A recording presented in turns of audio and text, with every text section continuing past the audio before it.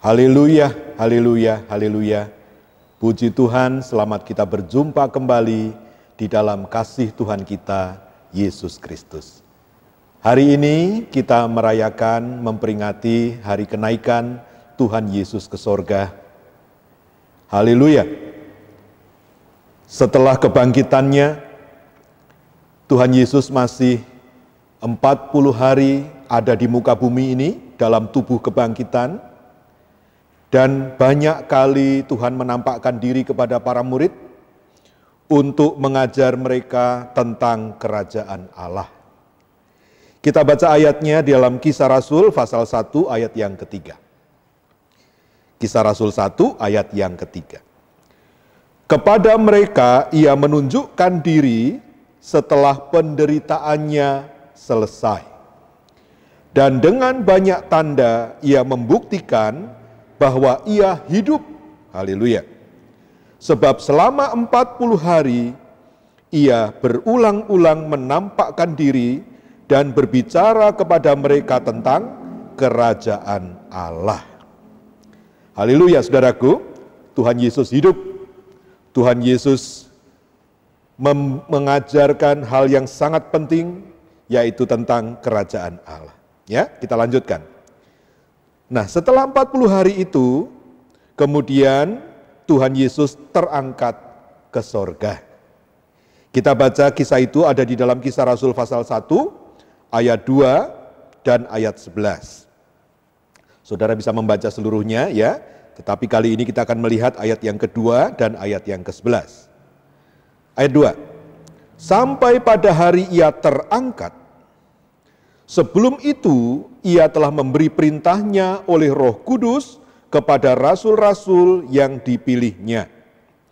Ayat 11, dan berkata kepada mereka, hai orang-orang Galilea, mengapakah kamu berdiri melihat ke langit?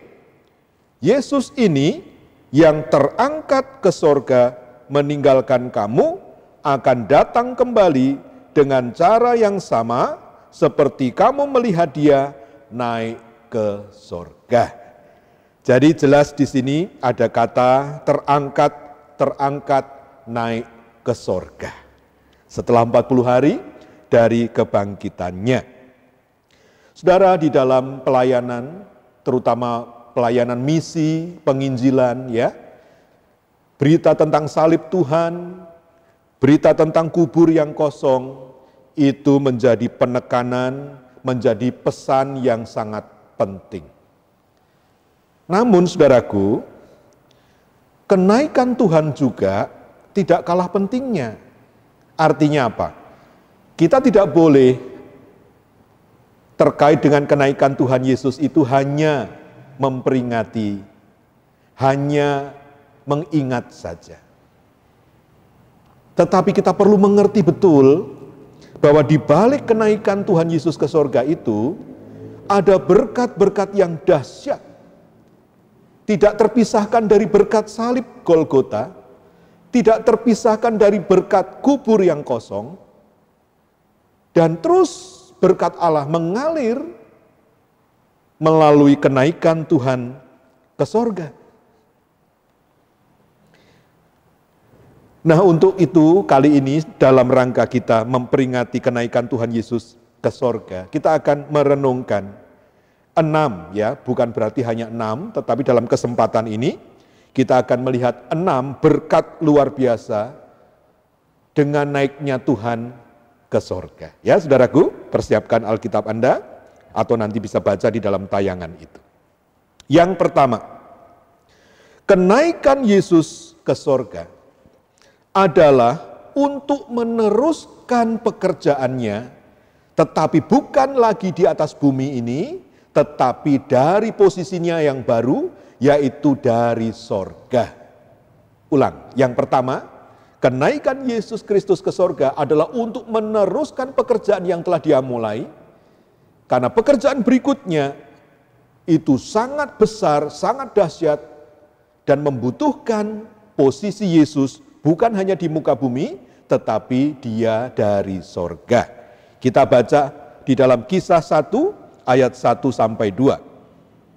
Dalam bahasa Indonesia, Kisah 1 ayat 1 sampai 2 tertulis demikian. Hai Theophilus, dalam bukuku yang pertama, aku menulis tentang segala sesuatu yang dikerjakan dan diajarkan Yesus sampai pada hari Ia terangkat dan seterusnya. Dalam ayat ini, dua kata yang kita perhatikan, dikerjakan, diajarkan. Jadi Tuhan Yesus itu bekerja. Banyak pekerjaan yang telah Dia mulai dan terus Dia lakukan. Pertanyaannya sederhana, apakah dengan naiknya Tuhan ke sorga, Tuhan pensiun? Pekerjaannya selesai. Saudaraku, di dalam bahasa Indonesia tidak terlalu jelas, tetapi di dalam bahasa Inggris kita bisa menemukan kata-kata yang kita cari.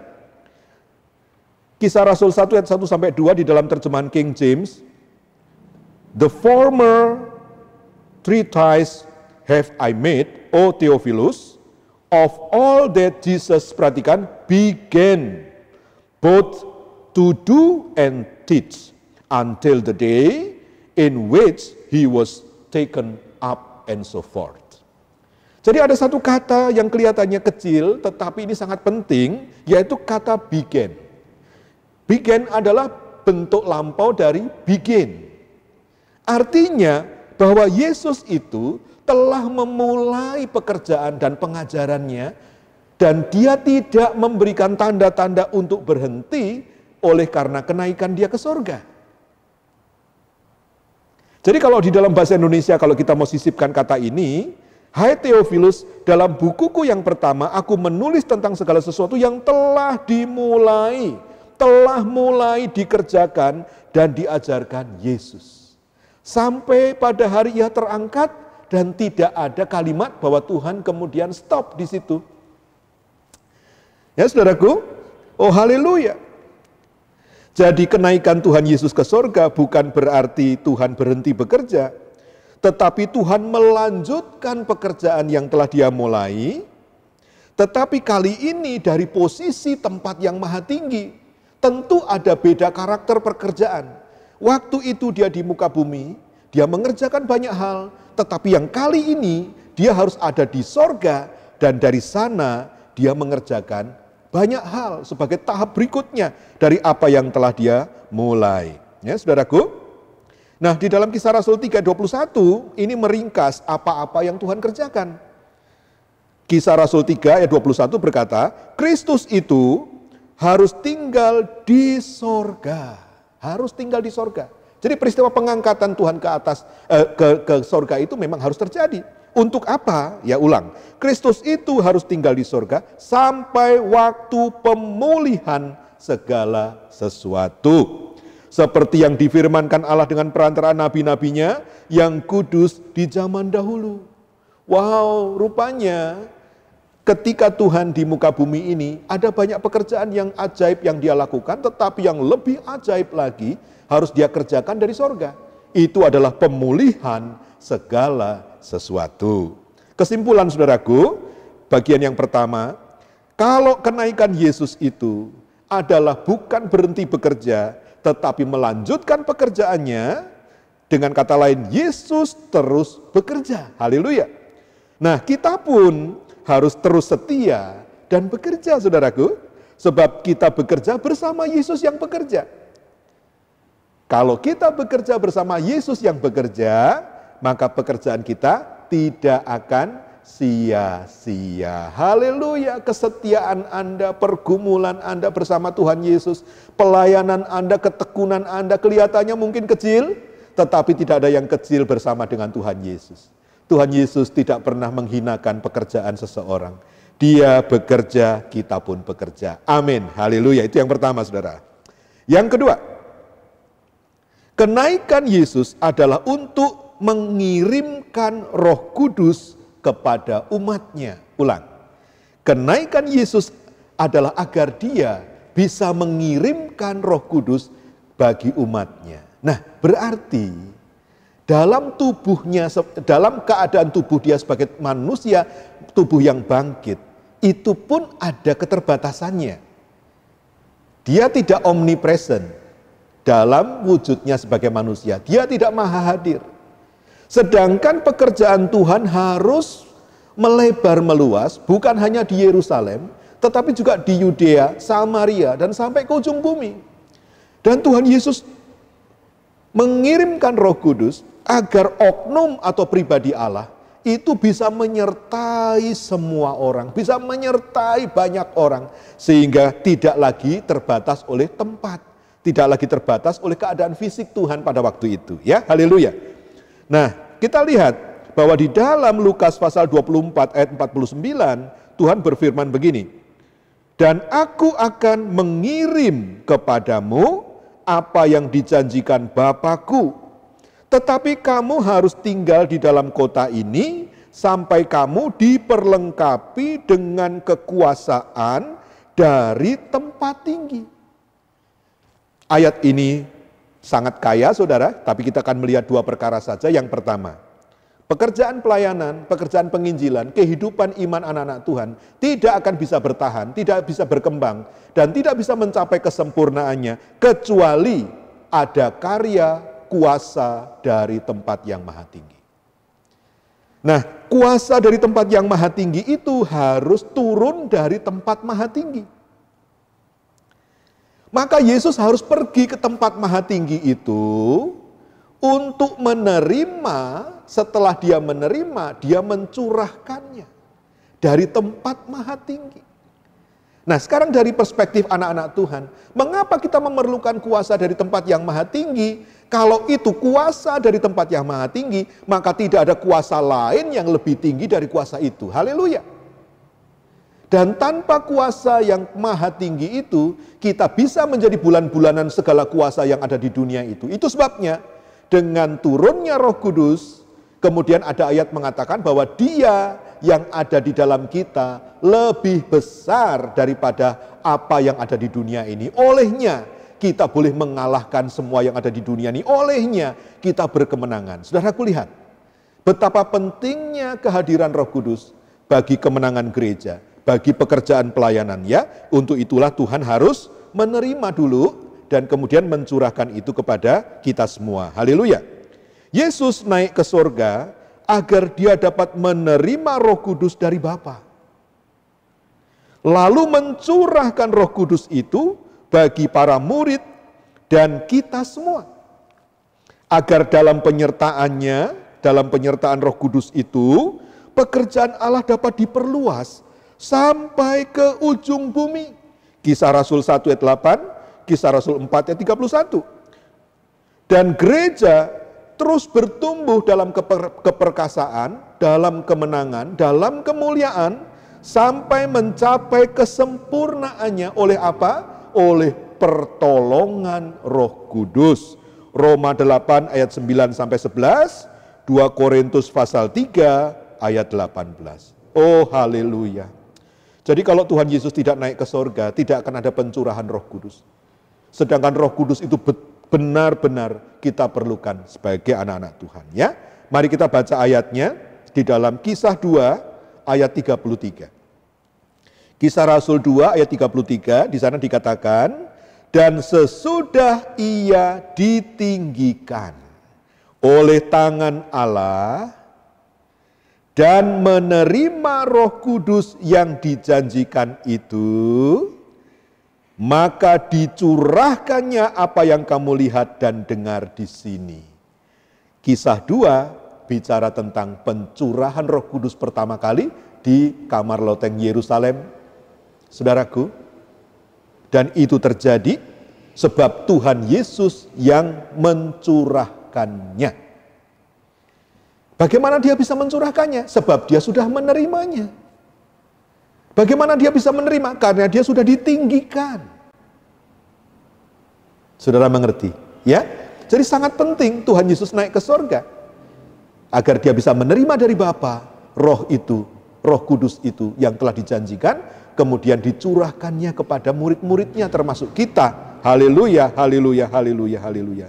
Oh, haleluya, haleluya. Terpujilah nama Tuhan.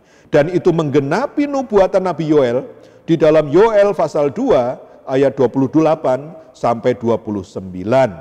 Yoel 2, 28, 29. Kemudian daripada itu akan terjadi bahwa aku akan mencurahkan rohku ke atas semua manusia. Tunggu dulu, Nabi Yoel ini hidup di perjanjian lama. Di perjanjian lama, roh Allah tidak dicurahkan kepada semua manusia. Hanya kepada nabi, raja, dan imam. Tetapi nubuatan ini jelas mengatakan bahwa kemudian daripada itu akan terjadi bahwa aku Tuhan akan mencurahkan rohku ke atas semua manusia. Kapan? Maka anak-anakmu, laki-laki dan perempuan akan bernubuat. Kapan? Orang-orangmu yang tua akan mendapat mimpi. Kapan? Teruna-terunamu akan mendapat penglihatan-penglihatan. Ya kapan?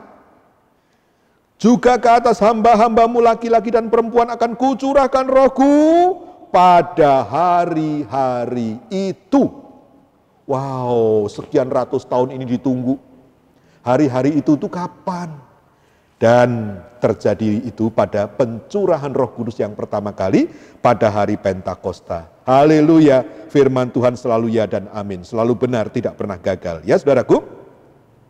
Nah, nubuatan melalui Nabi Yoel ini telah digenapi, Roh Kudus telah dicurahkan dan terus menyertai kita. Ya, saudaraku, di sini saya ingin menyelipkan sedikit ya pengertian ya bahwa berdoa minta Roh Kudus dicurahkan itu tidak alkitabiah. Ya, mungkin ada lagu yang indah yang kita nyanyikan, curahkanlah kuasa-Mu Tuhan, sudah.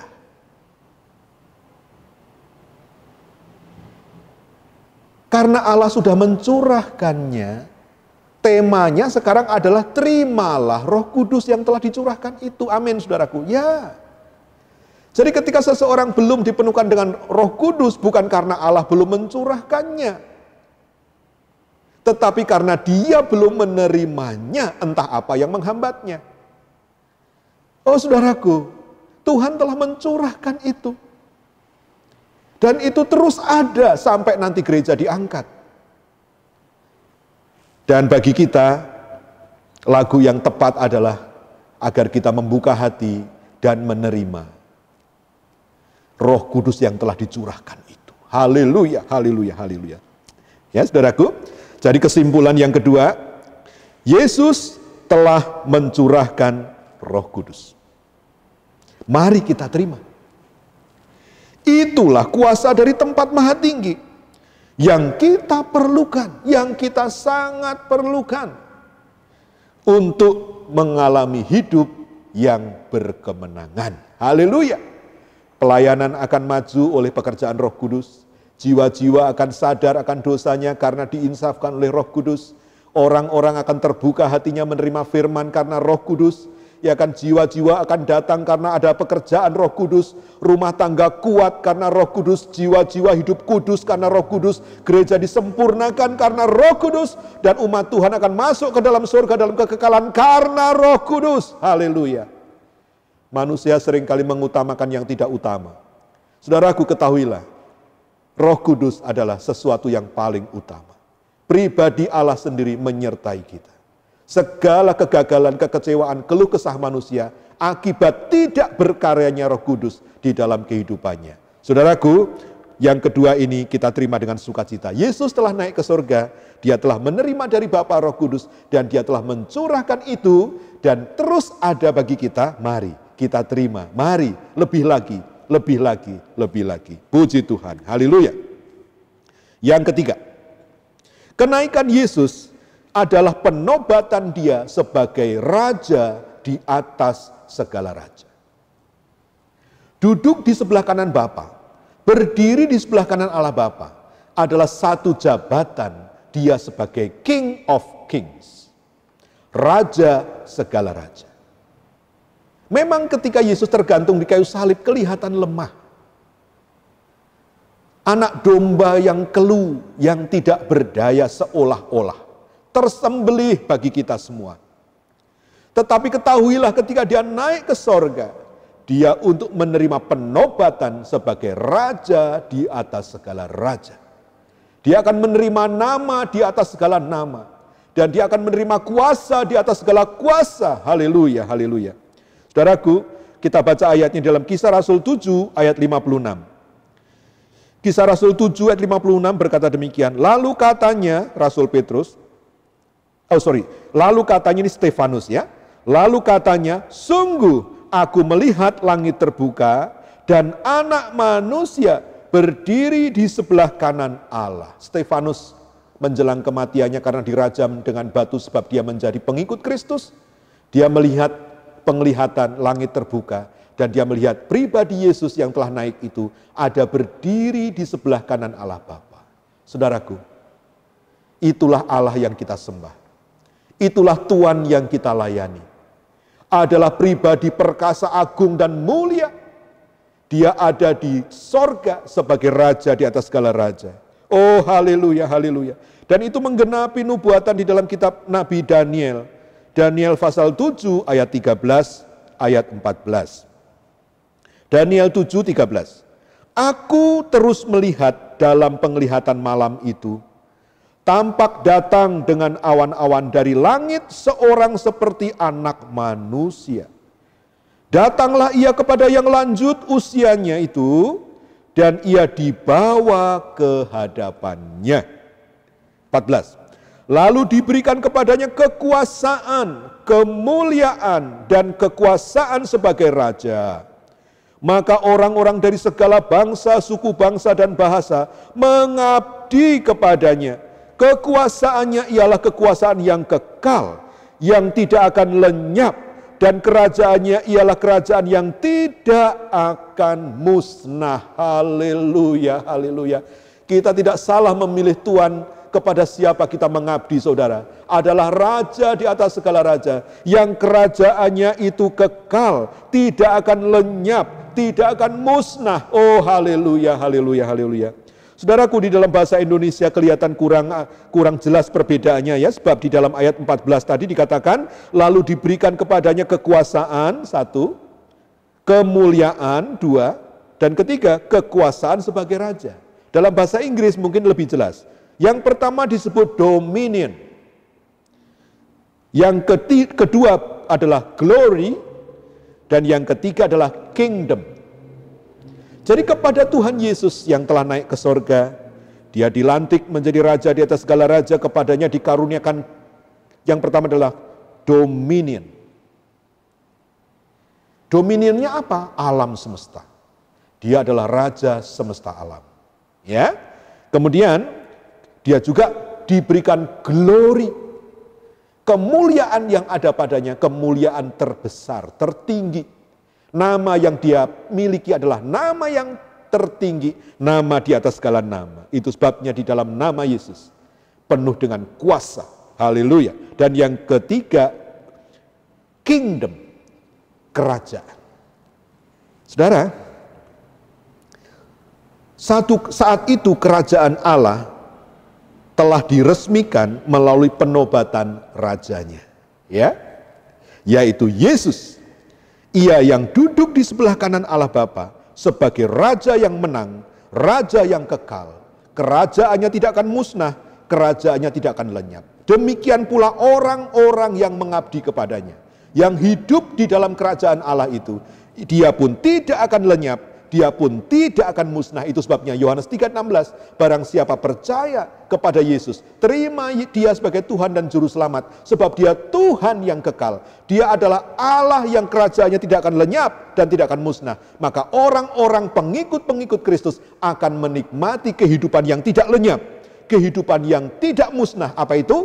Kehidupan yang kekal. Haleluya. Jangan keluar dari kerajaan Allah, saudaraku. Jangan mengabdi kepada Tuhan yang lain. Anda tidak akan mendapatkan Tuhan yang lebih baik daripada Yesus. Tuhan yang lebih mulia dari dia tidak ada di alam semesta ini. Tidak ada dimanapun. Hanya ada dia pribadi yang kita boleh jadikan Tuhan, yang kita boleh jadikan Tuhan, dan kepadanya kita setia. Saudaraku, kesimpulan yang ketiga terkait dengan berkat yang ketiga adalah karena Yesus telah menjadi raja atas segala raja yang maha kuasa. Dia juga adalah Tuhan yang kita sembah dan layani.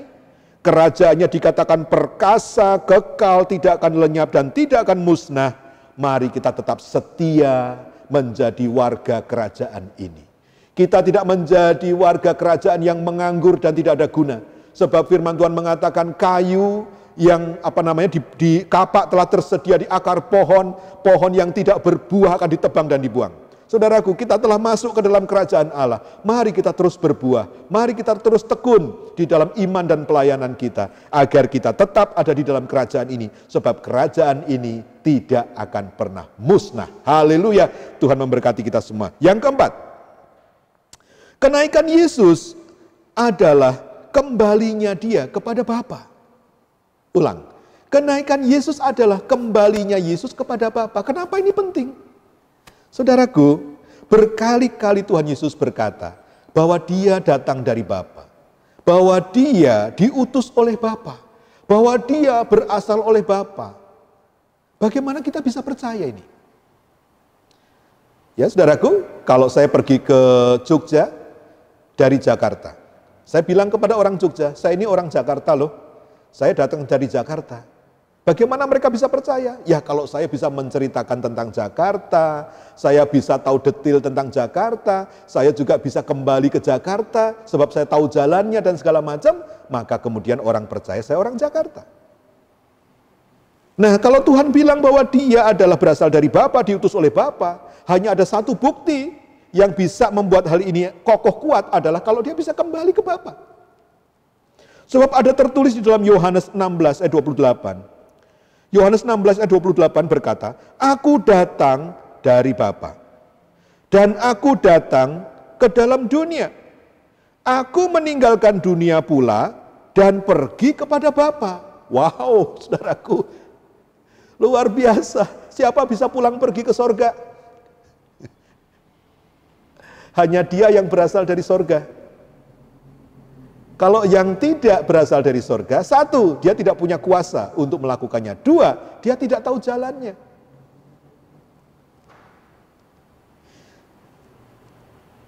Nah sedangkan kita beriman, kan ujung-ujungnya mau masuk sorga, saudara. Benar nggak?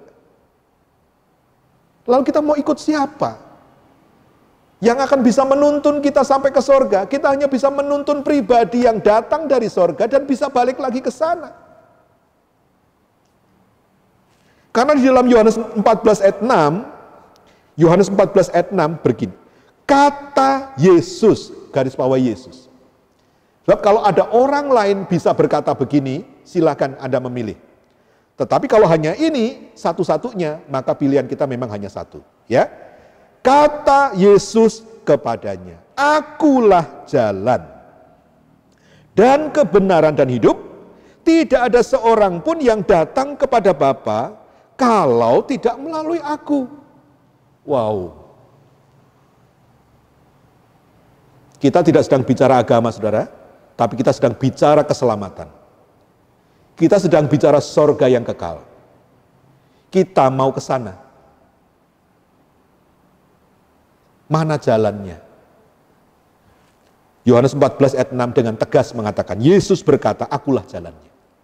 Dengan siapa kita mau pergi ke sana? Yesus bilang, tidak ada seorang pun yang datang kepada Bapa kalau tidak melalui aku. Nah Yesus sendiri bisa balik ke sana enggak? Kan pertanyaannya itu. Puji Tuhan. Ya. Oh haleluya. Tuhan pulang ke sorga sebab memang dia berasal dari sana. Ya haleluya.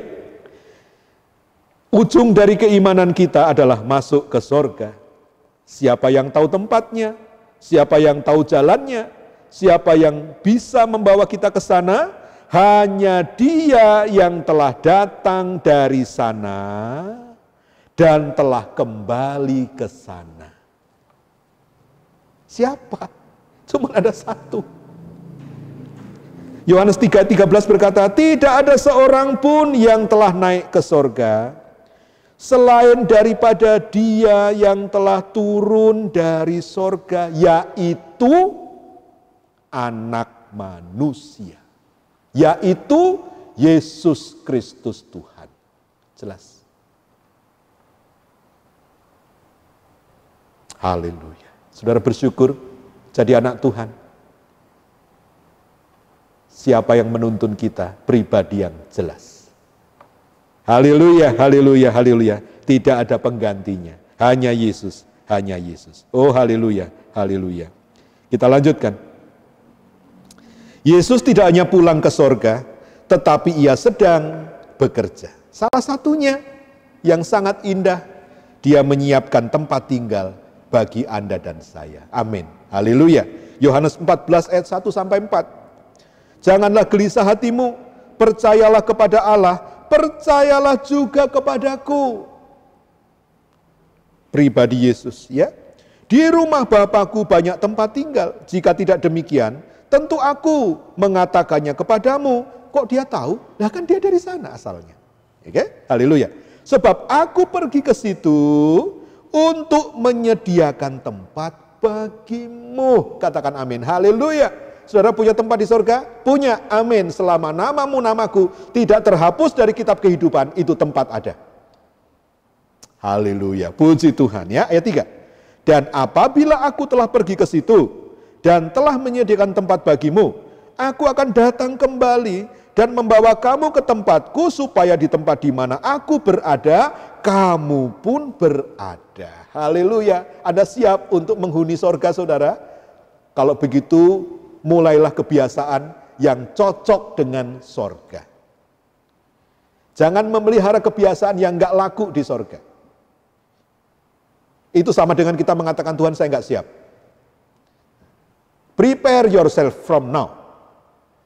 Siapkan dirimu dari sekarang. Ya, karena ayat 4. Dan kemana aku pergi, kamu tahu jalan ke situ. Ayat 4. Ya.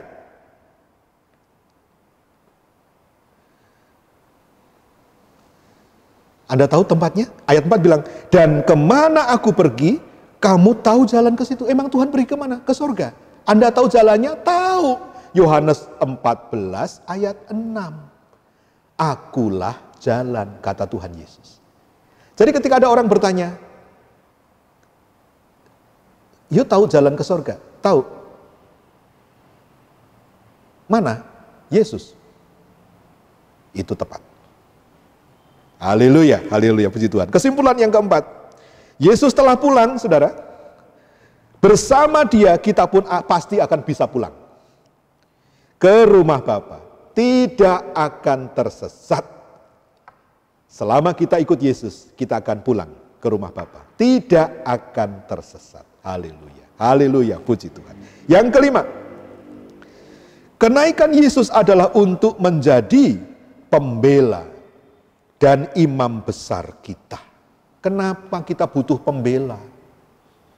Karena ada pendakwa. Di dalam pengadilan, pengacara itu diperlukan karena ada jaksa penuntut. Hakim akan memutuskan. Nah, dikatakan di dalam Alkitab, iblis mendakwa kita siang dan malam. Nah, kalau iblis mendakwa kita siang dan malam, pengacara pembela Parakletos kita juga harus bekerja membela kita siang dan malam. Anda bisa membayangkan, saudaraku, mungkin ketika Anda tidur nyenyak, iblis mendakwa Anda di hadapan Allah. Ingin menghambat berkat yang dia rencanakan untuk dicurahkan kepada Anda, sebab iblis mendakwa. Pada saat itu tanpa Anda ketahui, Yesus membela Anda. Bahwa dosa-dosamu telah dihapuskan, kesalahanmu telah diampuni, sebab engkau telah mengakuinya, engkau telah minta ampun, dan engkau juga mengampuni orang lain yang bersalah kepadamu. Dan pada saat itu terjadi, ada dakwaan, ada pembelaan. Besok pagi engkau bangun pagi, engkau sehat, engkau menjalani hari itu penuh berkat. Siapa yang membela engkau? Haleluya, haleluya. Roma 8 ayat 33 sampai 34. Roma 8 ayat 33. Siapakah yang akan menggugat orang-orang pilihan Allah? Iblis. Ya kan? Siapakah yang akan menggugat orang-orang pilihan Allah? Allah yang membenarkan mereka? Enggak mungkin. Siapakah yang akan menghukum mereka? Kristus Yesus yang telah mati, bahkan lebih lagi yang telah bangkit, yang juga duduk di sebelah kanan Allah, yang malah menjadi pembela bagi kita. Apakah dia sekaligus menuduh kita? Enggak mungkin. Oh, kita bersyukur Tuhan Yesus di pihak kita. Dia pulang ke sorga untuk menjadi pengacara kita, untuk menjadi pembela kita, menjadi pengantara bagi doa-doa kita kepada Allah Bapa. Oh haleluya. Tuhan berkata, apapun yang kamu minta kepada Bapa di dalam namaku, itu akan diberikan kepadamu. Kenapa? Karena ada Yesus yang menjadi pengantara doa kita. Oh saudaraku, itu sebabnya dia harus kembali ke sorga. Agar semua doa kita tidak sia-sia. Agar pengiringan kita juga tidak sia-sia. Karena ada si jahat yang terus mendakwa kita siang dan malam. Tetapi ada pembela juga yang terus membela kita siang dan malam. Haleluya, haleluya. Puji Tuhan saudaraku, besarkan hatimu. Tuhan di pihakmu, di pihakku. Ya. Nah, seperti apa pembela yang kita miliki itu? Adalah pembela yang sangat empatik. Pembela yang sangat bisa merasakan perasaan kita. Mengapa? Dia pernah menjadi manusia. Ibrani 4 ayat 15 berkata, sebab imam besar yang kita punya, bukanlah imam besar yang tidak dapat turut merasakan kelemahan-kelemahan kita.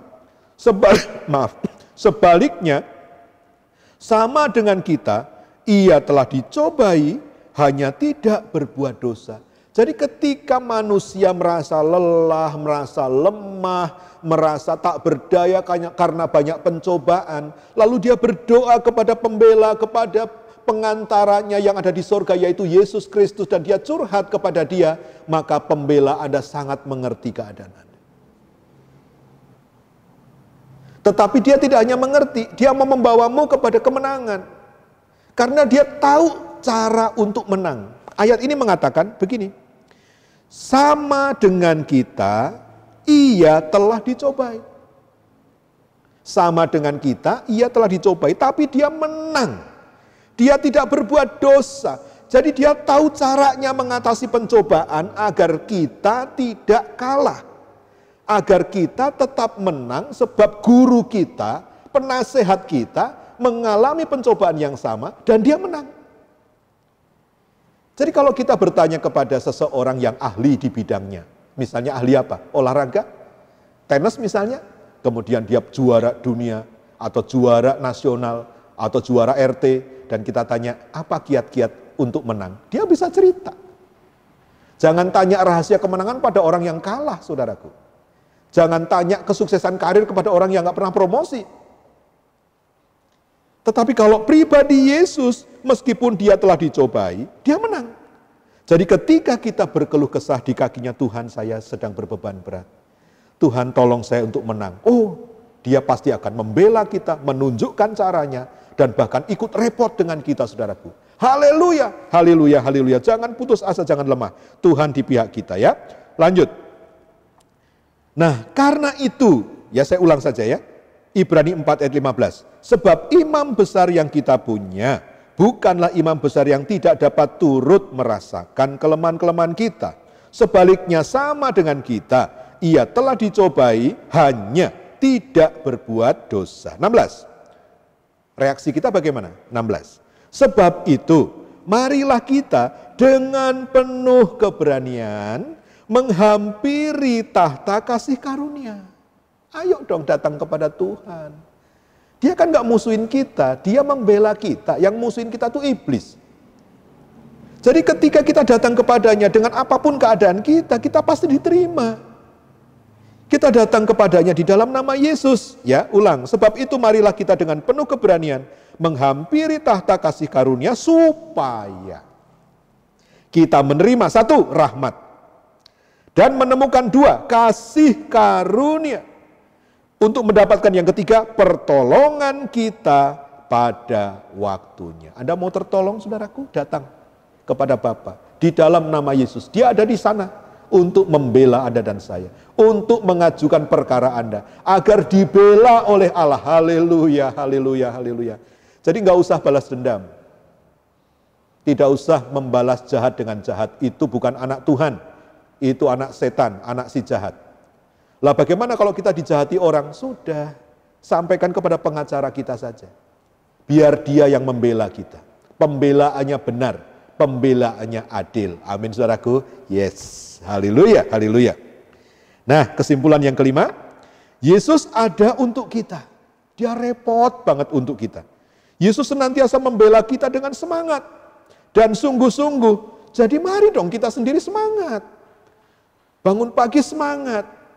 Semangat mengimani janji Tuhan, semangat mengerjakan tugas-tugas kita, semangat menjemput berkat-berkat yang Tuhan sediakan, semangat. Semangat saudara, semangat. Haleluya, kita punya Allah yang dahsyat. Amin. Yang keenam, terakhir. Kenaikan Yesus adalah persiapan baginya untuk datang sebagai Raja dan Hakim. Nah, ini penting untuk kita renungkan. Ya, yang tadi juga sangat penting untuk kita nikmati.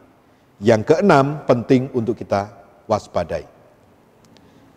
Kisah 1 ayat 11 berkata, Yesus ini yang terangkat ke sorga meninggalkan kamu, akan datang kembali dengan cara yang sama seperti kamu melihat dia naik ke sorga. Caranya sama, perannya beda. Caranya sama, Tuhan terangkat di atas awan, ya. Dia akan datang di atas awan-awan juga. Tetapi kalau dia terangkat untuk menjadi pengacara, pembela, untuk menyiapkan tempat bagi Anda dan saya, maka waktu dia akan datang sebagai Raja di atas segala raja, Hakim yang adil. Wahyu 20 ayat 12, di sana dikatakan, dan aku melihat orang-orang mati, besar dan kecil, berdiri di depan tahta itu. Ayat ini menunjukkan kepada kita bahwa kematian bukan akhir segala-galanya. Jadi jangan mati tanpa persiapan. Karena di balik kematian akan ada kebangkitan. Setelah kebangkitan menghadap tahta. Untuk apa? Lalu dibuka semua kitab. Dan dibuka juga sebuah kitab lain, yaitu kitab kehidupan. Dan orang-orang mati dihakimi menurut perbuatan mereka. Berdasarkan apa yang ada tertulis di dalam kitab-kitab itu. Jadi setiap perbuatan kita tiap hari itu rupanya tercatat, recorded di dalam kitab-kitab. Tiap bangun pagi saudaraku, ketahuilah lembaran baru terbuka untuk engkau tulisi sepanjang hari itu.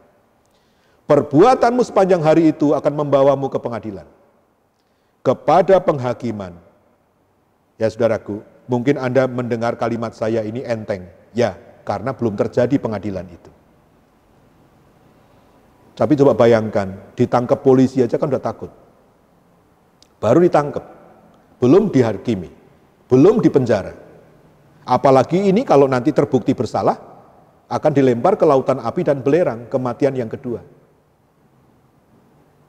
Ya saudaraku, tetapi itu bagi mereka yang tidak memiliki Kristus Yesus dalam hidupnya. Beda dengan mereka yang ada milik Kristus. Kita baca ayatnya di dalam Wahyu 20 ayat yang keempat. Naik ya. Lalu aku melihat tahta-tahta dan orang-orang yang duduk di atasnya. Wah ya, puji Tuhan. Tadi melihat orang-orang menghadap tahta. Sekarang yang dilihat tahtanya ya. Kepada mereka diserahkan kuasa untuk menghakimi. Stop dulu. Kalau masuk ke ruang pengadilan, saudaraku, ada hakim, ada jaksa penuntut, ada terdakwa, ada pembela. Anda pengen jadi apa? Tentu tidak ingin jadi terdakwa kan? Jadi jaksa penuntut, waduh ya, dia harus menyiapkan tuntutan, kerja keras, oke? Atau jadi pembela, dia harus menyiapkan pembelaan, kerja keras. Wah kalau gitu jadi hakim saja, ya. Itu paling tinggi kekuasaannya di ruangan itu, yaitu sang hakim. Lanjut ya saudaraku ya. Lalu aku melihat tahta-tahta dan orang-orang yang duduk di atasnya, kepada mereka diserahkan kuasa untuk menghakimi. Siapa mereka ini? Aku juga melihat jiwa-jiwa mereka yang telah dipenggal kepalanya karena kesaksian tentang Yesus dan karena firman Allah, yang tidak menyembah binatang itu dan patungnya, dan yang tidak juga menerima tandanya pada dahi dan tangan mereka. Dan mereka hidup kembali dan memerintah sebagai raja bersama-sama dengan Kristus untuk masa 1000 tahun. Wow, ternyata ada pilihan. Menghadap tahta pengadilan Allah itu tidak harus menjadi terdakwa yang akhirnya diputus bersalah, kemudian masuk ke dalam kematian yang kedua. Ada pilihan lain yang lebih indah, yaitu menghadap tahta pengadilan Allah, dosa dan kesalahan kita sudah diampuni dan disucikan, sehingga yang ada adalah perbuatan-perbuatan kita yang menyenangkan hati Tuhan, maka kemudian keputusannya adalah tentang upah, keputusannya adalah tentang kemuliaan yang kita terima di sorga. Dan ada lagi yang duduk di tahta bersama Tuhan, menjadi hakim, menghakimi bangsa-bangsa. Saudaraku, syarat dan ketentuan berlaku. Nah, waktu Tuhan ada di muka bumi, Tuhan juga sudah berkata kepada para murid dalam Matius 19 ayat 28. Kata Yesus kepada mereka, "Aku berkata kepadamu, sesungguhnya pada waktu penciptaan kembali, apabila Anak Manusia bersemayam di tahta kemuliaannya, kamu yang telah mengikut Aku akan duduk juga di atas 12 tahta untuk menghakimi ke-12 suku Israel." Saudara, apakah pantas seorang calon hakim itu kelakuannya mirip dengan kelakuan terdakwa?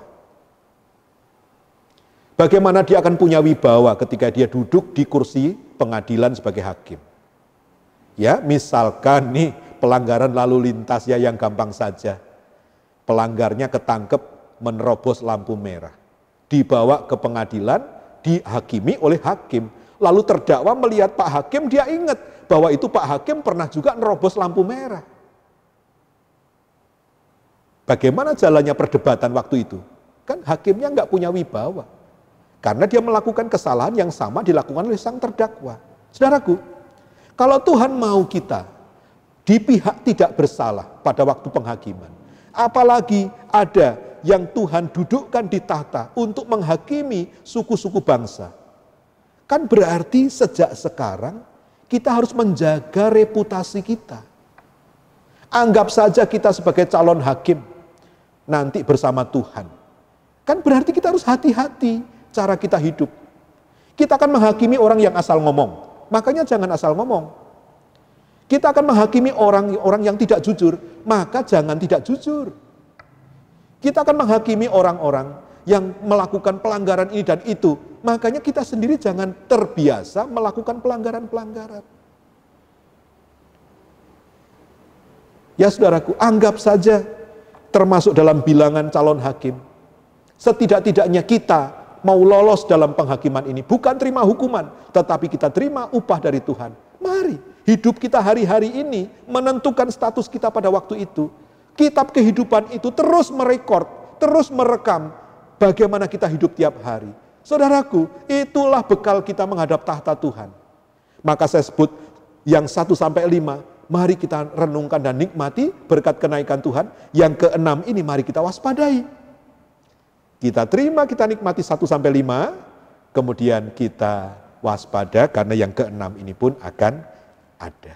Saudaraku, kiranya berkat Tuhan turun atas kita sesuai dengan apa yang Tuhan mau. Mengapa dia naik ke surga? Diulang ya saudara. Yang pertama, Tuhan terus bekerja. Ayo kita terus bekerja bersama Tuhan. Itu tidak akan sia-sia. Kemudian yang kedua tadi, berkat Tuhan adalah bahwa dia telah mencurahkan Roh Kudus. Terima Roh Kudus saudaraku.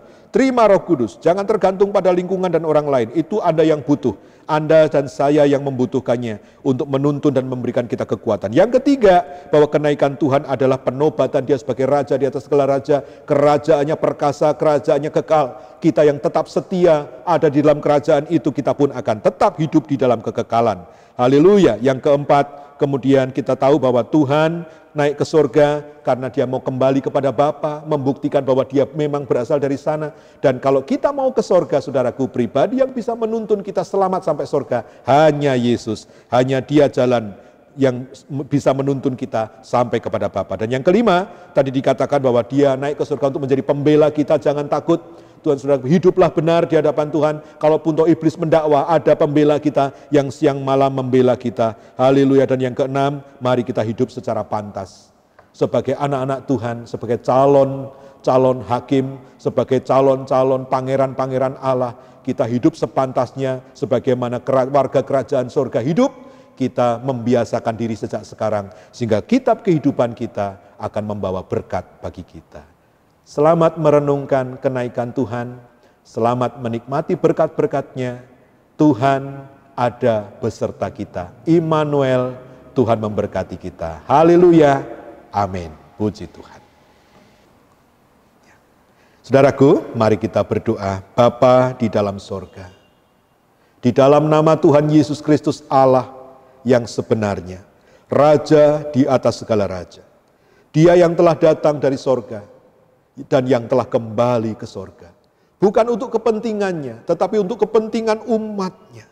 Betapa luar biasa kasih-Mu Tuhan. Engkau begitu repot, Engkau begitu semangat untuk membuat dan melakukan apa yang terbaik bagi umat-umat-Mu.